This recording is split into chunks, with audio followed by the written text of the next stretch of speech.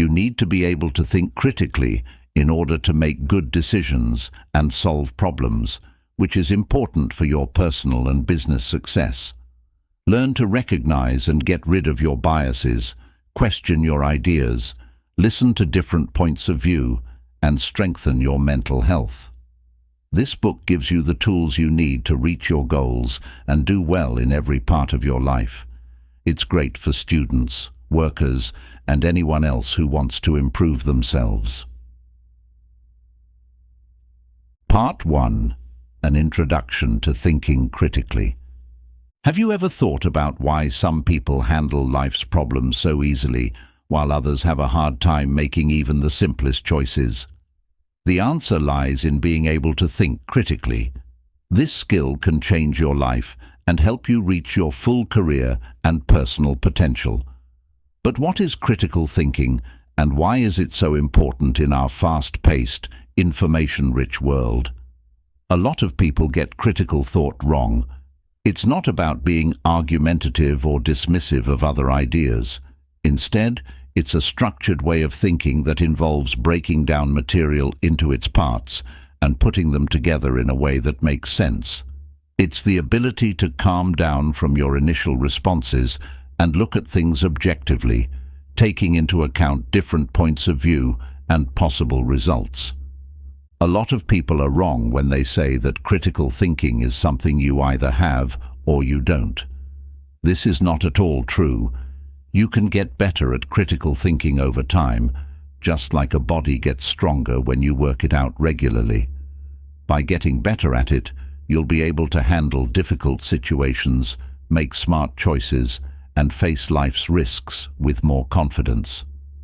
Learning how to think critically has benefits that go beyond the classroom and the job. In your daily life, it can help you build better bonds by making you more empathetic and good at talking to people. You'll be able to see things from other people's points of view, solve problems, and make choices that are in line with your values and goals. Employers in all fields are looking for people who can think critically on the job more and more. This skill is what separates leaders and creators from people who just do what they're told. As you work to improve your critical thinking, you'll realize that it's not enough to just change the way you think. You need to change how you live your life as well. You will learn to think critically about what you think, question your own views, and solve problems in a creative and open-minded way. This book will help you make this change by giving you useful tools, tasks, and ideas to help you create a critical thought attitude. We'll look at the basics of critical thinking, the ins and outs of rational reasoning, and the hidden biases that can make it hard to make good decisions in the parts that follow. You'll learn strong ways to solve problems, make choices, and talk to people clearly. But before we talk about these things, we need to look at ourselves first. Before we can really learn how to think critically, we need to know how our own thoughts work. As this first part comes to a close, ask yourself, are you ready to question your beliefs, broaden your view, and reach your full potential? The road ahead might not always be smooth, but the benefits are huge.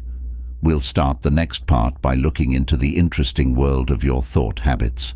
This is the first step in changing your attitude for the most personal growth. Make sure you subscribe to Grow to the Top and turn on alerts before we go any further to get more self-improvement tips that will speed up your growth. Chapter 2. Figuring out how your thoughts work. For a moment, picture your mind as a huge, uncharted area. Its borders hide both valuable gems of wisdom and creativity and dangerous traps of bias and misunderstanding. To effectively manage this complicated environment, you must first become very familiar with its surroundings. Becoming aware of yourself is the first step toward critical thinking. Being self-aware is the most important thing for critical thinking. It means being able to look at your own feelings, thoughts, and actions as if you were an outsider. With this skill, you can see trends in the way you think, figure out your strengths and flaws, and understand how your views and experiences shape how you see the world. Being mindful is a strong way to become more self-aware. Being mindful teaches you to accept and enjoy your thoughts and feelings as they are during this very moment. It may only take a few minutes a day to sit still and watch your thoughts go through your mind. As you do this over and over, you'll begin to notice themes, emotions, and thought patterns that keep coming up that you may not have seen before. Writing in a thoughtful diary is another good way to get to know your thought processes. You can make a physical record of your mental world by writing down your thoughts, feelings, and experiences. Over time, this record can show you more about how you make decisions, how you feel, and what you really believe. For example, you might notice that you quickly judge people in certain situations, or that you tend to make big problems out of small ones. As you become more aware of how you think, you'll probably face some facts that make you feel bad. We all have cognitive biases, which are regular mistakes in the way we think that can make us make bad choices and judgments. These biases are deeply rooted and often work without the person being aware of it. For example, confirmation bias makes us look for information that backs up what we already believe and ignore evidence that goes against what we already think. The availability heuristic makes us think that events that are easy to remember or picture are more likely to happen than they really are. It can be hard to see these biases in yourself, but it's an important step toward learning how to think critically. By being aware of your biases, you can start to stop letting them affect how you make decisions and solve problems. Asking other people for feedback is a good way to find secret biases and assumptions. To do this, you have to be ready to be vulnerable and open to feedback, which are both important for personal growth. Ask friends, co-workers, or teachers you trust to tell you the truth about your skills and flaws. Their points of view can give you useful information that you might not get from just thinking about yourself. You'll probably run into problems with your own mind as you try to understand your thought habits better. When you face long-held beliefs or habits, it's normal to feel angry or uncomfortable. But remember that this pain is a sign of growth. Accepting it is a key part of building the mental freedom you need to think critically. By the end of this chapter, you should have a better idea of how your mind is laid out. But this is only the start. You'll learn how to use self-awareness as a building block for more advanced critical thinking skills as we go along. We'll look at the basic rules of critical thinking in the next chapter and start to give you the tools you'll need to handle even the most difficult intellectual landscapes. Chapter 3. How to Think Critically. The Basics. Imagine that you are a traveler at the edge of a huge unknown desert. Critical thought is the plan you hold in your hands. The land you are on is your own mind. But, like any good adventurer, you need more than just a plan to get around this tough terrain. You also need the right tools and knowledge. Logic and evidence-based thinking are the most basic tools of critical thinking that we'll teach you in this chapter. Logical thinking is what critical thinking is built on. It's the process of coming to a decision based on facts and good reasoning. At its core, logical thinking is about starting with premises, which are facts or ideas you believe, and following them to their logical ends. This may sound vague, but we do it all the time, and most of the time we don't even know it. Take a look at this simple syllogism. All cats are mammals. Since Fluffy is a cat, she must be a mammal. The general idea behind this type of thinking is that if the premises are true, then the result must also be true. You'll learn to recognize and build more complicated cases as we go deeper into logical reasoning. You'll also learn to spot logical errors, which are mistakes in reasoning. It is possible to come to the wrong conclusion even if the facts seem reasonable. This is called a logical fallacy. The ad hominem attack is when you dismiss an argument based on personal traits of the person making it instead of the argument itself. The false dichotomy is when you give only two options when there are other ones. And the slippery slope is when you think that one event will automatically cause a chain of related events without any proof of that link. You'll be able to spot flaws in other people's cases and avoid making them yourself if you learn to spot these fallacies. In a time when we are constantly exposed to persuasion, from ads to political speeches, this skill is very useful. That being said, thinking alone isn't enough. To think critically, you also need to be committed to thinking based on facts.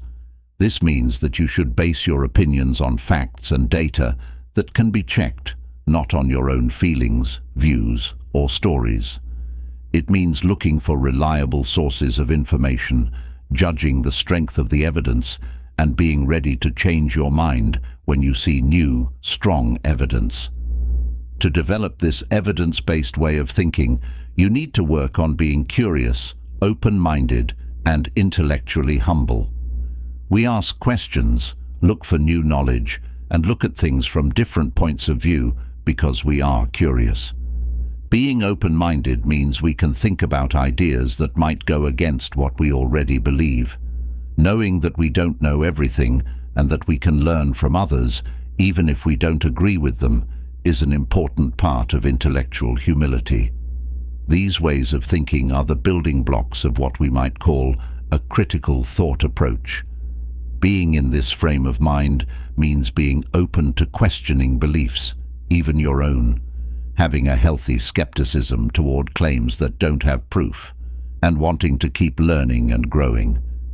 It's not always easy to adopt this way of thinking.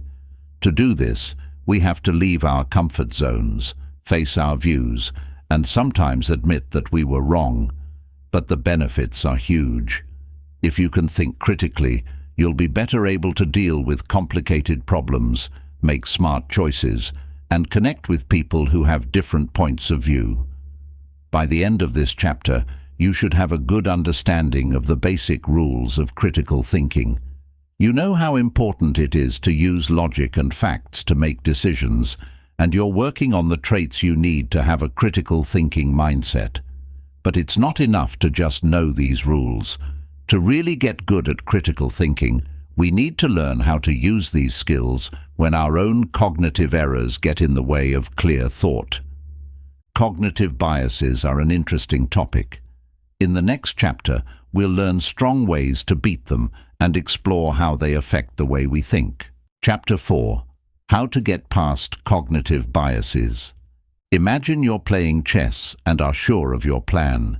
You can guess what your opponent will do next. You suddenly notice that you have been missing half of the pieces on your side of the board the whole time. The problem we have with cognitive errors is like this situation. They are the unseen players in our minds who affect the choices and judgments we make without us even being aware of it. We'll learn how to get back control of the board and see these pieces that you can't see in this chapter.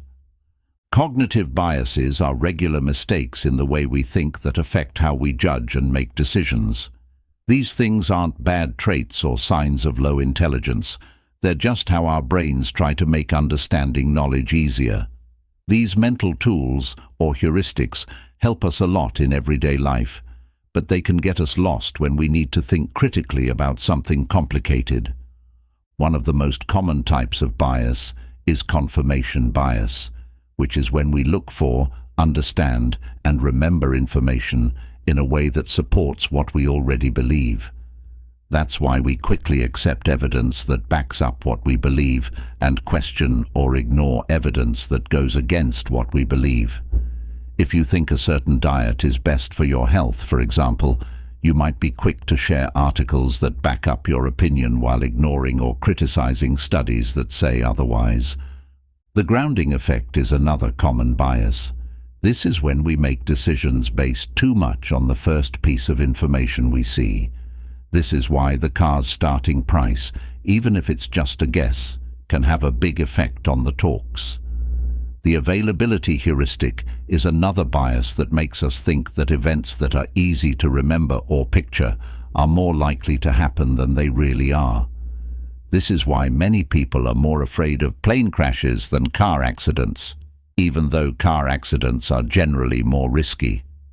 Realizing these biases is the first thing that needs to be done to get rid of them, but it's not enough on its own.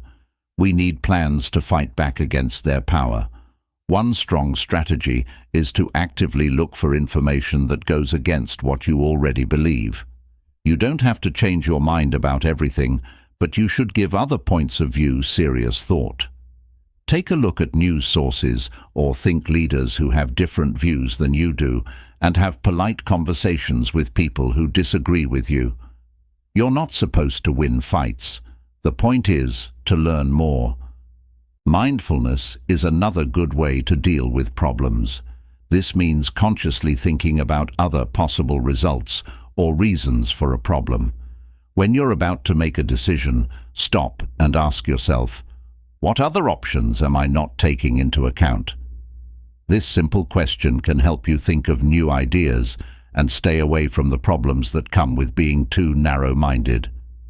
Another way to fight bias is to make it a habit to look for different points of view. Talk to people who are not like you in terms of background, experience, or area of knowledge before making big choices. Their ideas can help you see where your thinking is flawed and make you think about things you may not have thought about before.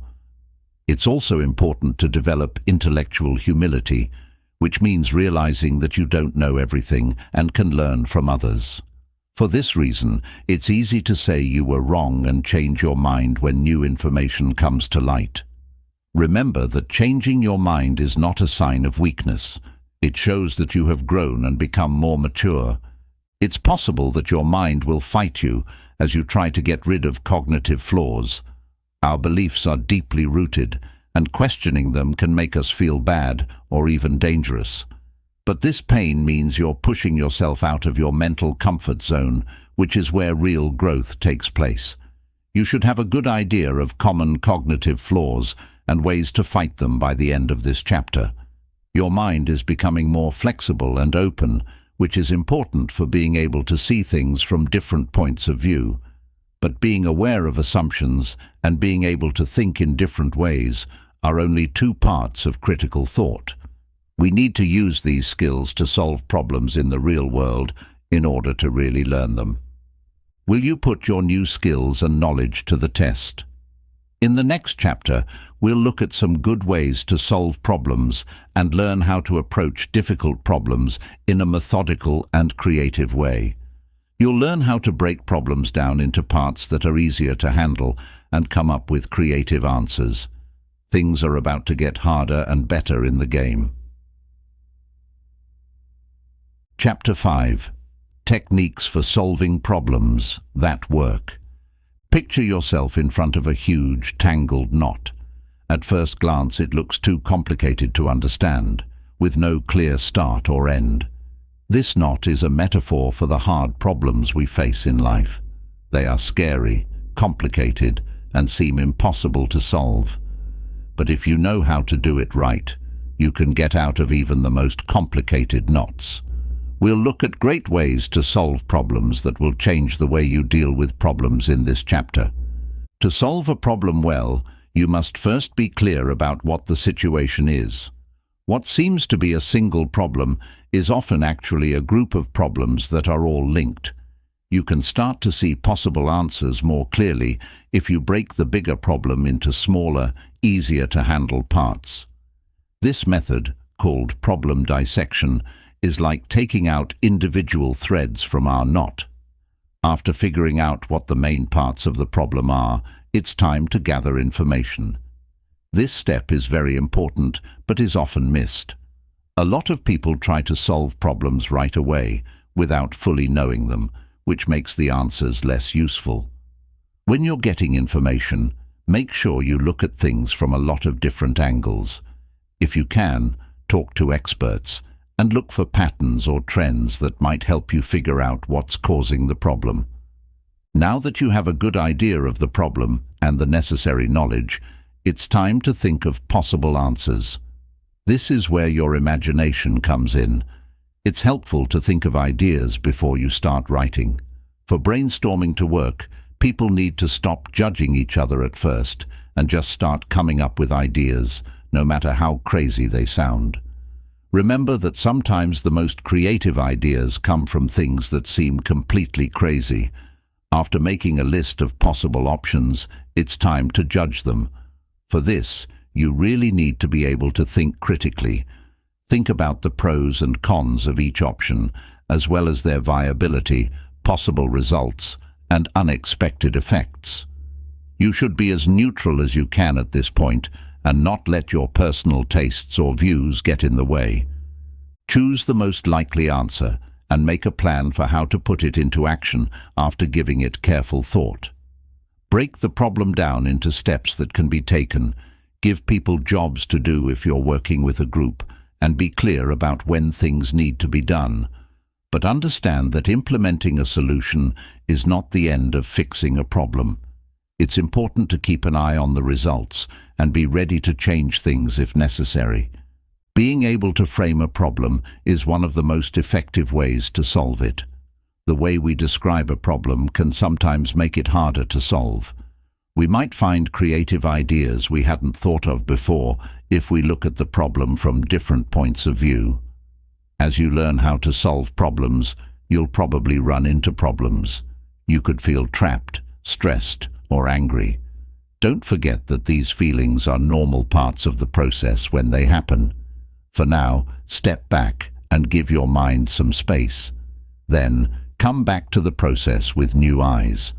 When we stop trying to force the answer to come to us, it can become clear. You should have a strong set of tools for solving hard tasks by the end of this chapter. You know how important it is to clearly define problems, gather information, come up with and evaluate answers, put your chosen method into action, and keep an eye on it. Critical thinking is more than just being able to solve problems well, though. To really get good at these skills, we need to learn how to carefully and clearly look at facts and reasons. We'll learn how to analyze information and points in the next chapter, which will give you the skills to tell the difference between fact and fiction, and good thinking and bad logic. Chapter 6.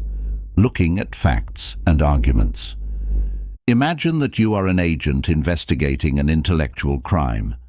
There are a lot of claims, pieces of proof, and findings in front of you. Your job is to get through this web, figure out what's true and what's not, and show where the thinking is wrong. This is the core of examining facts and ideas, a very important skill for critical thinkers to have. The most important part of this skill is being able to break down an argument into its parts. No matter how complicated a case is, it can be broken down into 3 simple parts: claims, premises, and results. It is a claim that something is true or that something should be done. The reasons or proof that are used to back up the claims are called premises. It's the result that the case tries to show or make you think. Take a look at this easy argument. All dogs are animals, and Fido is a dog, so Fido is a mammal. This sentence starts with Fido is a dog and ends with Fido is a mammal. What are the premises and conclusions? This way of breaking down cases makes it easier to judge their strength and find possible flaws. The next step after figuring out what an argument is about is to look at the facts. To do this, you have to ask important questions like, does the evidence support the claim? Is it true and comes from a trustworthy source? Is it enough to back up the conclusion? Be careful of data that has been picked out or personal proof that might not show the whole picture. When you look at disagreements, you'll often find trends in the way people are thinking. Some of these trends are true and make a case stronger, while others are false and make it weaker. For example, the way we reasoned about Fido, which is called a syllogism, is correct. It is clear that the result is correct if the facts are correct. But a lot of cases use wrong ways of thinking. For instance, the slippery slope error says that one event will always cause a chain of events that are connected, but it doesn't show that this is true. This error is shown by the statement, "If we allow same-sex marriage, next people will want to marry animals." Getting association and effect mixed up is another common mistake in thinking. Two things happening at the same time doesn't mean one of them causes the other. For example, there may be a link between the sale of ice cream and drownings, but that doesn't mean that ice cream causes drownings. The truth is that both might go up in the summer. As you learn to study cases better, you should also pay attention to ideas and premises that aren't said outright. What someone doesn't say can be just as important as what they do say. One example of an argument is, "We should cut taxes to boost economic growth." This is based on the idea that lower taxes always lead to economic growth, which is a false claim that should be questioned. It takes work to get better at these thinking skills. Use them in everyday settings to begin. Look closely at media ads, politician talks, and opinion pieces. As you do this, you'll probably find that many points that seem strong at first don't hold up when you look more closely.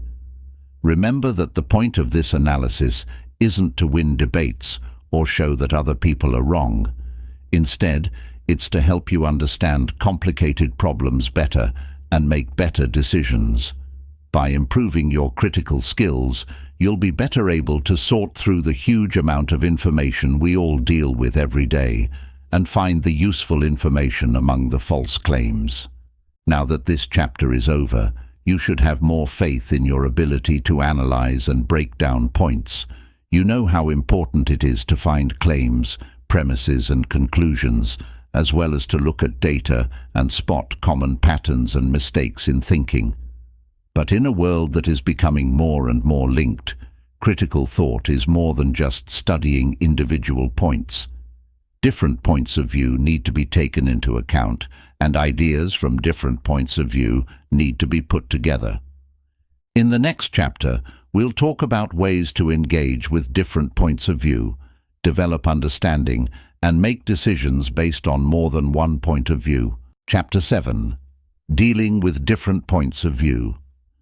Imagine going into a room where each wall is a different color and stands for a different way of seeing the world. Your view changes as you move around the room, showing you new ways that colors and shades can be put together that you hadn't seen before. This variety of points of view is a lot like the different points of view we see in a world that is becoming more and more linked. We'll talk about how these different points of view can help us understand things better and improve our critical thinking skills in this chapter. You can't say enough about how important different points of view are. Exposure to different points of view makes us question our beliefs, increases our knowledge, and often leads to more complicated and solid answers to issues. This is like adding new colors to our palette. Our picture of the world gets fuller and more colorful as we add more colors. But it's not always easy to listen to different points of view. We have to leave our safety zones and face ideas that might go against what we believe deeply. This might feel awkward or even scary at times. But it's often this pain that makes us grow and gain the most important insights. By choosing to be exposed to sources of information that question your current views, you can really help yourself find new points of view. Read conservative magazines if you lean liberal, and liberal magazines if you lean liberal. Read books in the arts if you are a scientist. You don't have to change your mind about everything, but you should learn about other points of view and why they are held. It's important to practice active listening when you hear different points of view. This means paying attention to what other people are saying instead of just waiting your turn to talk. Try to figure out not only what someone says, but also why they say it. What events have made them think the way they do? In what ways do their beliefs or ideals guide their position? Another important part of connecting with different points of view is building understanding.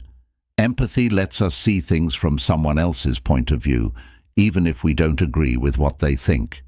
It helps us see that most people, no matter what they think, are just trying to do the right thing based on what they know and have experienced. Steel manning is an exercise that can help you understand different points of view and build empathy. This is not the same as straw manning, which is when you attack a weak or inflated part of someone's case. You have to make someone else's case sound as strong as possible in steel manning, even if you don't agree with it. This forces you to deal with the strongest versions of opposite views, which not only helps you understand their point of view better, but also improves your own critical thinking.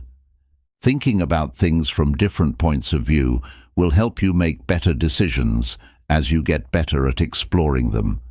You will have a wider range of choices to make and a deeper understanding of how each choice might affect things. Playing devil's advocate with yourself or your team is a good way to get different points of view when making decisions. Argue against the choice you want, or give other people on your team the job of arguing for different points of view. This can help you find problems in the way you're thinking and make better choices. It's important to remember that listening to different points of view doesn't mean giving up your own opinions or ideals.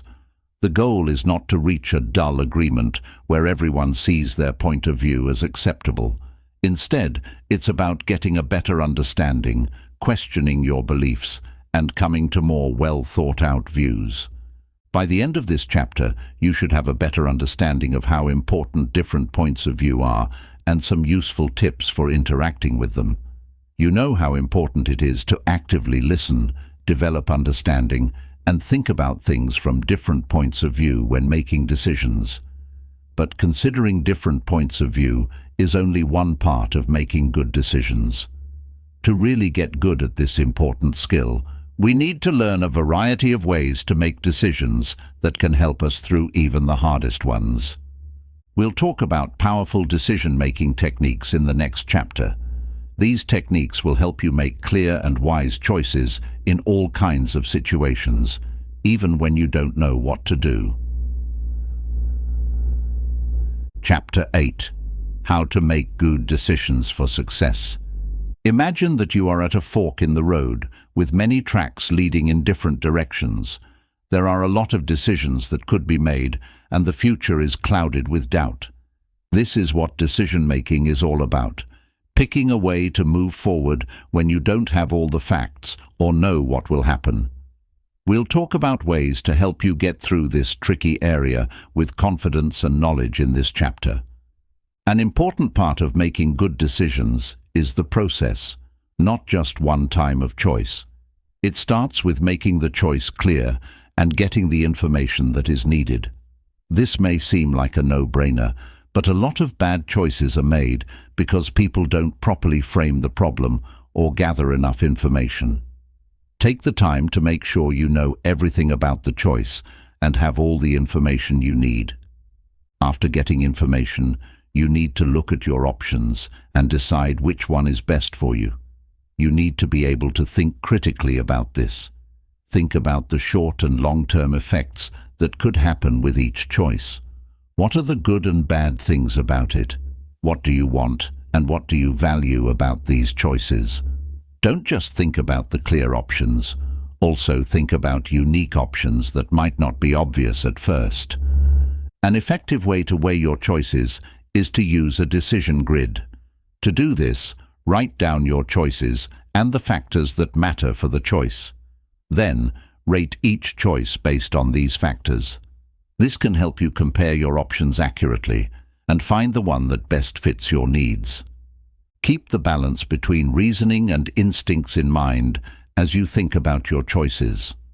It's important to look at the facts and figures, but don't ignore how you feel.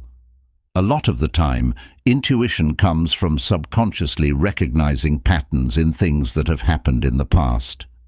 If you want to be successful, you should use both reasoning and gut, but not too much of either one. Dealing with doubt is another important part of making decisions. A lot of the time, we just don't have all the details we'd like. One way to deal with this is to plan for different possible outcomes.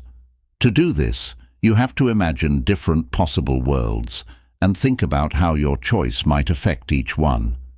Using this method can help you find risks and chances that you might miss otherwise. Besides that, it's important to know how to avoid common mistakes when making choices. One of these is analysis paralysis, which means you spend so much time gathering information and thinking about your choices that you never make a choice. Remember that making a choice quickly is often more important than making a perfect decision. Another common mistake is groupthink, which happens when people in a group want to get along or fit in so much that they make bad decisions. To stop this, support people with different ideas to speak out and think about hiring a devil's advocate to question what the group thinks. As you learn how to make decisions, you'll probably run into times when you feel stuck or stressed. When this happens, use the 5 whys, a method of constantly asking why, or the Eisenhower matrix, a tool for making choices based on how important and urgent they are to get to the bottom of the problem.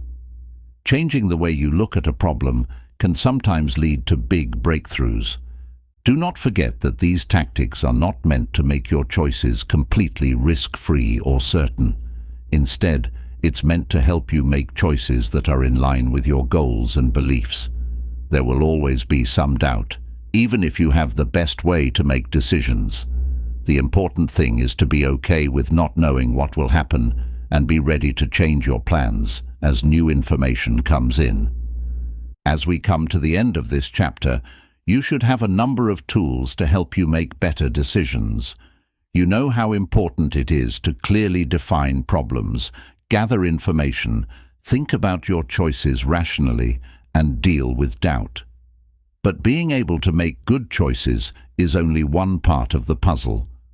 We need to build mental resilience, the skill to change, learn, and grow even when things go wrong, in order to really do well in our complicated world. In the next chapter, we'll talk about strong ways to strengthen your mental toughness. These will give you the tools to face problems with confidence and see failures as chances to grow. Chapter 9. Making your mind strong. Think of yourself as a strong oak tree that stands tall in the middle of a storm. Even though it's windy and rainy, your roots are deep and your body is strong. Being able to handle life's storms, bend without breaking, and come out better on the other side is what mental resilience is all about. This chapter will talk about how to develop this important trait and use it to improve your general health and ability to think critically. Being mentally tough is more than just sticking it out or keeping a straight face when things get hard. It's an ongoing process that includes being able to change well to problems, pain, sorrow, danger, or major sources of stress. Being resilient helps us get back on our feet after a loss, learn from our mistakes, and even do well when things get tough. Being mentally strong starts with being able to recognize and control our feelings. This doesn't mean avoiding or stifling our emotions. Instead, it means getting emotional intelligence, which is the skill of being able to notice, understand, and control your emotions well. By working on our emotional intelligence, we can deal with problems in a clear and thoughtful way, instead of responding quickly and emotionally. Mindfulness meditation is a strong way to improve your emotional intelligence. Paying attention to the present moment and accepting your thoughts and feelings without judging them are part of this practice. Mindfulness can help you become more self-aware, feel less stressed, and better handle your feelings if you do it regularly. Having a growth attitude is another important part of being mentally strong. This idea, made popular by scientist Carol Dweck, says that we can improve our skills and brains by working hard, learning new things, and not giving up. People who have a growth attitude see problems as chances to get better, not as threats to how they see themselves. They see loss as a chance to learn, not as a sign of how good they are. Pay attention to how you talk to yourself to start developing a growth attitude. What do you tell yourself when you're faced with a challenge? I can't do this, or I can't do this yet. Adding yet can change your view from one of limitation to one of promise. Reframe failures as chances to learn and grow as much as possible. Building a strong support network is another part of being resilient. It's not good for anyone to be alone. Build ties with people who will back and encourage you, push you to grow, and give you a different point of view when you're having a hard time. To be clear, asking for help is not a sign of weakness. It shows that you are strong and aware of yourself. People who are strong use active coping techniques when they are going through hard times. They don't try to avoid problems or wish them away. Instead, they deal with problems directly. This could mean breaking down a big problem into smaller, easier-to-handle steps, getting help or advice, or learning new skills to deal with the problem. Cognitive reworking is a strong way to deal with stress. This means changing how you see something to change how it makes you feel. If you lose your job, for example, you might not see it as a disaster, but as a chance to look into new work routes. You can often find good things in even the worst situations if you change how you look at them. As you work to make your mind stronger, keep in mind that this is a skill that gets better with practice. As you use it, resistance gets stronger, just like a muscle. You become better at dealing with problems in the future with each task you face and beat. Take on obstacles as chances to work on your resolve. You should have a good idea of mental resilience and ways to build it by the end of this chapter. You know that having emotional intelligence, a growth attitude, and active ways to deal with stress are all important for building resiliency. But being tough is only one part of the puzzle. To really do well in our complicated world, we need to be able to talk about our thoughts clearly and in a helpful way. In the next chapter, we'll look at the complex connection between critical thought and good communication. This will give you the skills to argue your point and have a useful conversation. Chapter 10. How to communicate well and think critically. Imagine that you are a bridge builder whose job it is to join two faraway places. Each shore represents a different mind, with its own set of ideas, views, and experiences. Talking to each other is your bridge. It's how we share thoughts and feelings and work together. This chapter will talk about how to build strong, reliable communication bridges and how critical thinking can help you get better at this important skill. Effective communication isn't just about passing on information. It's also about making sure that everyone understands what is being said. To do this, you need to be able to clearly state your own thoughts, as well as actively listen and care about other people. Critical thinking is an important part of this process because it helps us look at and judge both our own messages and those others send us. Active listening is one of the most important parts of good conversation. Rather than just idly hearing what is being said, this means giving full attention to what is being said. It means using all of your senses to listen, paying attention to body language and tone of voice, and giving feedback to make sure you understand. Critical thinking helps us understand what someone is saying by letting us look at their reasons, find assumptions they aren't saying, and tell the difference between emotional pleas and rational reasoning. Being able to think critically helps you organize your thoughts and say them clearly when it's your turn to talk. First, make sure your main point or case is clear. Then, organize your supporting points in a way that makes sense. Use proof and logic to back up your claims. Know who you're talking to and make sure your speech fits their needs. What do they already know about the subject?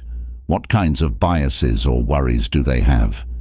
The ability to have productive conversations and debates is another important part of being able to communicate well. This doesn't mean trying to win a fight.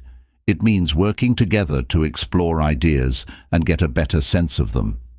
You need to be able to think critically in order to understand debates, spot logical errors, and tell the difference between emotions and logical answers. The Socratic method is a strong way to start a productive conversation. This means asking deep questions to get people to think critically and shed light on ideas. Instead of just saying your opinion, ask questions that make people think about what they think and why they think it. Like, what evidence supports that view? Or even, what might be an alternative explanation? People who are good at communicating are also good at handling differences and arguments. When emotions rise, it's simple to react emotionally or put up a defense. When you think critically, you can take a step back, look at the situation rationally, and answer with thought instead of emotion. Find things you have in common with others, agree with what they say, and focus on hobbies instead of views. Pay attention to the power of body language as you work on your speaking skills. Your tone of voice, body language, and facial emotions can often say more than what you say. Think critically to become more aware of your body language and how other people might read it. Don't forget that good conversation goes both ways. Not only should you be able to clearly say what you think, but you should also make others feel like they are being heard and understood. Try to understand how other people feel and see things from their point of view. This doesn't mean you have to agree with everyone, but it can help you have better talks if you understand where they're coming from. In this digital age, it's also important to think about how these rules relate to writing. Use critical thinking to make sure your message is clear, well thought out, and right for the people you're writing it for, whether you're writing an email, a report, or a social media post. Know the problems with written communication, like not being able to read body language, and try to fix them as much as you can. Since this is the end of the chapter, you should have a better idea of how critical thought and good speaking are connected. You know how important it is to listen actively, speak clearly, have positive conversations, and show sensitivity in order to build strong communication bonds. But critical thought can be used for more than just good speech. We need to see how these skills work in different real-life situations in order to really learn them. You can test your critical thought and speaking skills in real life. Are you ready? We'll talk about how to use these skills in real life, from personal relationships to work problems, in the next chapter. This will give you the confidence and knowledge to handle the tasks of daily life with ease. Chapter 11. How to think critically every day. What if you woke up one morning and found that someone had given you a special pair of glasses? These aren't just any glasses. They're critical thinking glasses that will help you see the world more clearly by showing secret patterns, underlying assumptions, and possible problems in every scenario. Let's look at how to use your critical thinking skills in everyday life, which will change how you deal with relationships, problems at work, and making choices every day. First, let's talk about human connections. Whether you're having a fight with a family member, a friend, or a partner, critical thinking can help you get through these tough, stressful situations. When there are disagreements, take a step back and look at the situation without bias. What are the real problems? Are there assumptions or misunderstandings that haven't been said? Take the example of a fight you have with your partner over doing jobs around the house. To avoid getting caught up in the feelings of the moment, think critically.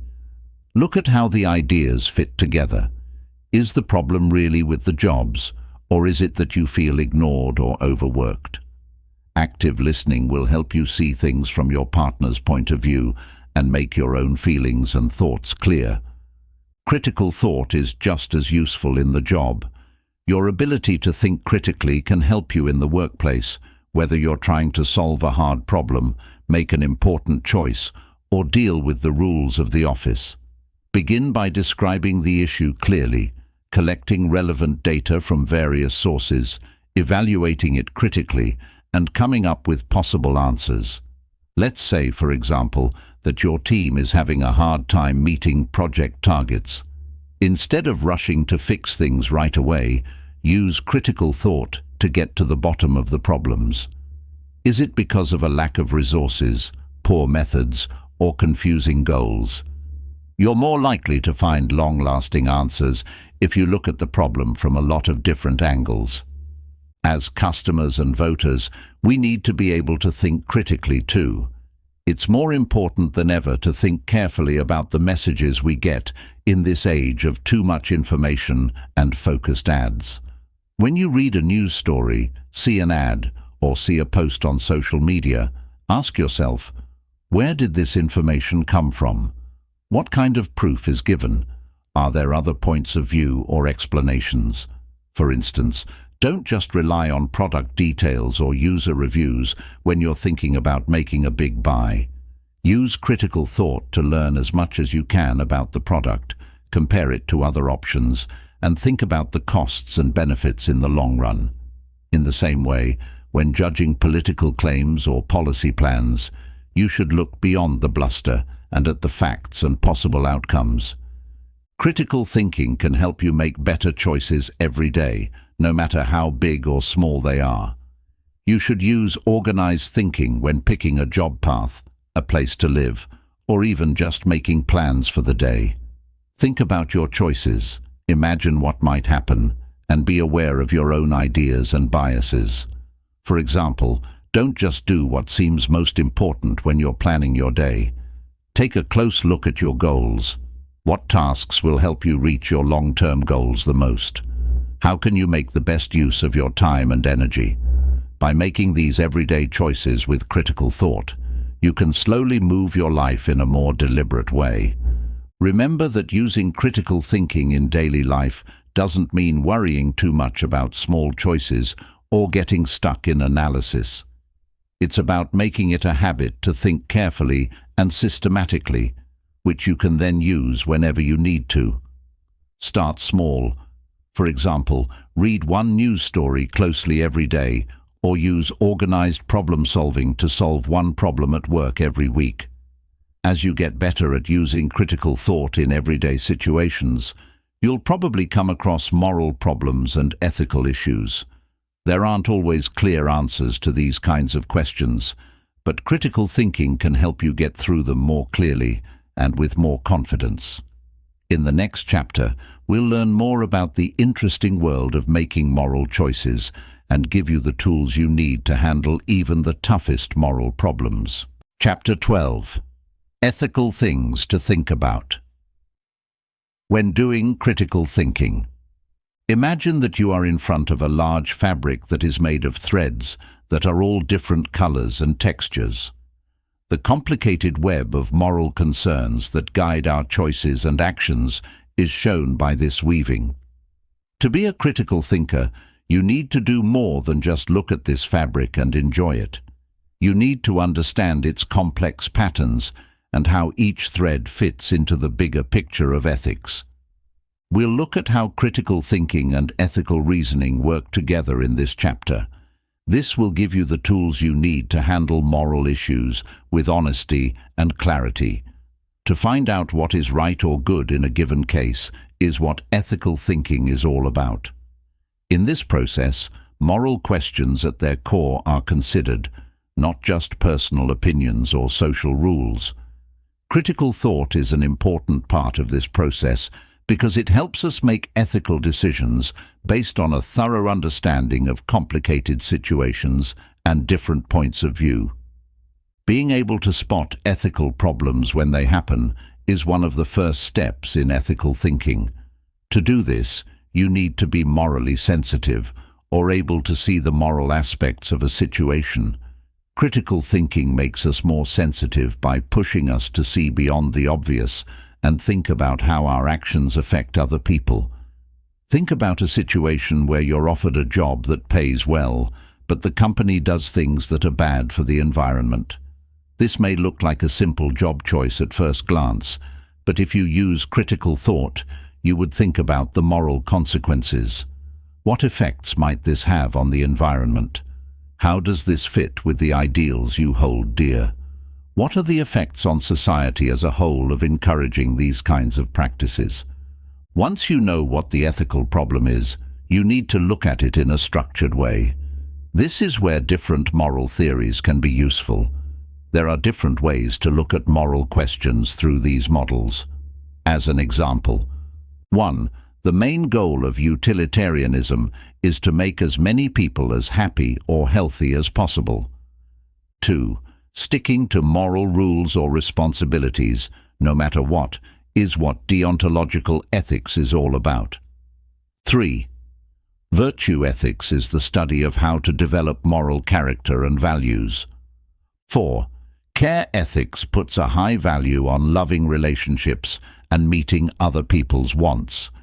You can use these models more successfully if you think critically about how each point of view might approach the problem at hand. It also helps you see the pros and cons of each theory, which helps you come up with a more complex moral position. When you think about ethics, keep these usual mistakes in mind.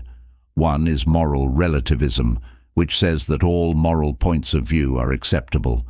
It's good to accept different points of view, but critical thought can help you figure out why different moral claims are true and come up with your own strong moral views. Another problem is finding a balance between different social concerns. In the real world, there are many times when different morals clash. For example, a doctor might have to choose between protecting a patient's right to privacy and taking action to keep them alive. Critical thinking can help you look at these disagreements, weigh the pros and cons of each, and make a smart choice. Being honest with yourself is an important part of ethical thinking. To do this, you have to make sure that your activities are in line with your morals and take responsibility for the choices you make. Critical thought is very important here because it helps you look at your own reasons, question your ideas, and make sure that your actions match up with what you believe. As you learn how to think ethically, you'll probably come across scenarios where there isn't a clear right answer. When this happens, the point of critical thinking isn't to find the right answer, but to make a choice that you can back up with good reasons. This usually means carefully weighing the pros and cons, thinking about what will happen in the long run, and being ready to change your mind if you learn something new or see something differently. Remember that ethical thinking isn't just about big, huge problems. It's also about the little choices we make every day that affect other people and shape who we are. How do you treat people when you talk to them every day? How do you find a balance between your own goals and your duties to others and to society? Critical thinking can help you live a more purposeful and moral life by helping you deal with these everyday moral issues. By the end of this chapter, you should have a better idea of how critical thought helps with moral reasoning. You know that moral awareness, methodical analysis, and personal ethics are all important when dealing with ethical problems. But getting good at critical thought and moral reasoning isn't something you do once. It's something you do over and over again as you learn and grow. We'll talk about methods for ongoing learning and continued improvement in the next chapter. This will give you the tools to keep improving your critical thinking skills all your life. Chapter 13. Learning throughout life and always getting better. Picture yourself as a great artist standing in front of a huge piece of marble. The knife in your hand stands for the tools of critical thought and lifelong learning. The model you're making is your mind. With each hit, you improve your work, showing it new angles and options.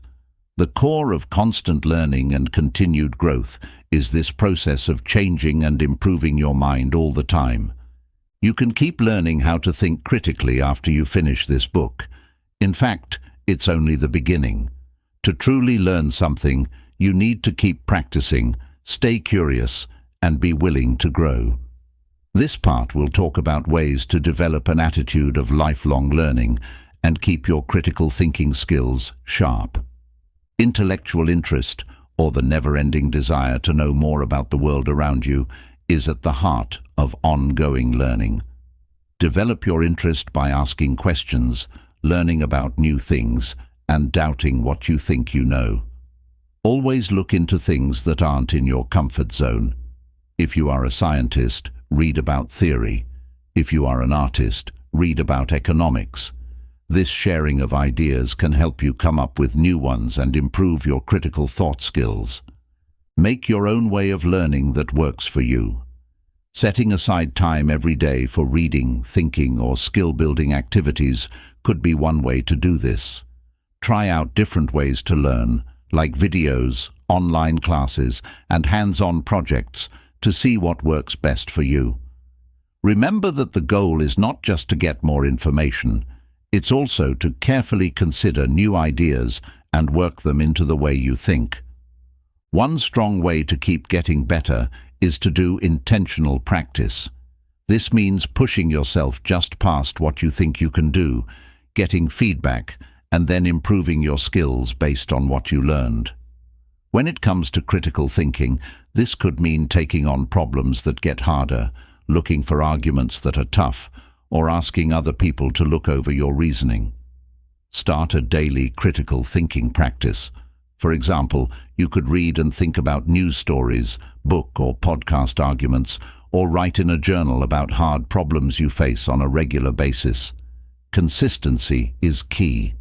If you think critically every day, your skills will get better over time. Accept that failing is a chance to learn. Don't be hard on yourself when you make a mistake in your thinking or reach a bad decision. Instead, think about what went wrong. What did you think would happen? What did you forget to include? If you see every mistake as a chance to learn, you can use setbacks to help you grow. Make a group of other students and critical thinkers. Take part in debates or book clubs, or look for a guide who can make you think about things in new ways. Being around intelligent, curious people can motivate you to keep growing and give you new ideas that help you think more clearly. As you continue to learn throughout your life, you'll probably run into problems. You may not have enough time, too much knowledge, or lack of drive at times. When things get hard, remember why you started this journey in the first place. Bring back your interest and your desire to grow. Taking a step back to look at how far you've come can sometimes get you excited about learning again. In the end, the point of constant learning and growth is not to hit a set point where you can think critically about everything. That's why it's important to enjoy the trip and find joy in the process of learning and growing. You'll find that your ability to think critically grows as you develop this way of thinking. This will give you new options in every part of your life. By the end of this chapter, you should have a good idea of how to keep learning and thinking critically throughout your life. You know that to improve your skills, you need to be curious, practice on purpose, and keep thinking about what you're doing. Now that we've reached the end of our journey together, it's time to think about how you'll use these skills in the future, which is always changing. In the last chapter, we'll talk about the challenges and chances that lie ahead, as well as how the skills you've learned in this book will help you find your way in an unknown future. Chapter 14. The End and What Comes Next. As we stand on the edge of the future, picture yourself as an adventurer looking out over a huge, unknown land.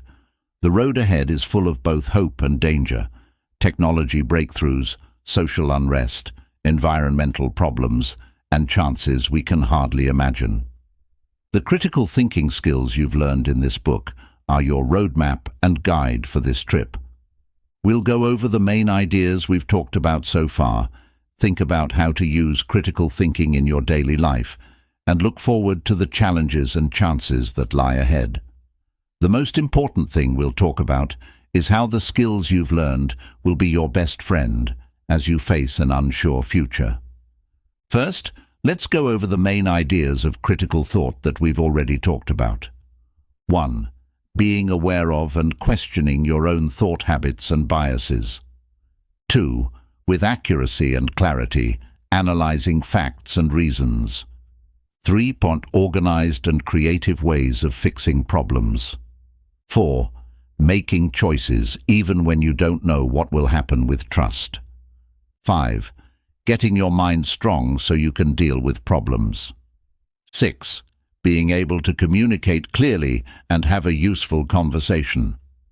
7. Using moral thinking to solve hard moral problems. 8. Accepting that you will always be learning and getting better. With these skills, you have a powerful set of tools that you can use in any situation. Remember, though, that critical thinking is more than just a set of skills. It's a way of looking at the world with interest, clarity, and an open mind. Focus on making critical thinking a part of your everyday life as you go along. As you start each day, push yourself to question what you think you know and see things from different points of view. Use the organized thinking skills you've learned to solve problems at work or in your daily life.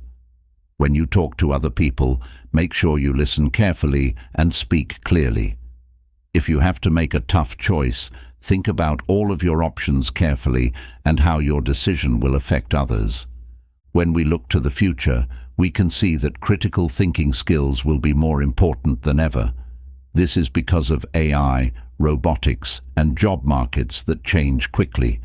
It will be important to be able to think clearly, answer hard problems, and adjust to new conditions.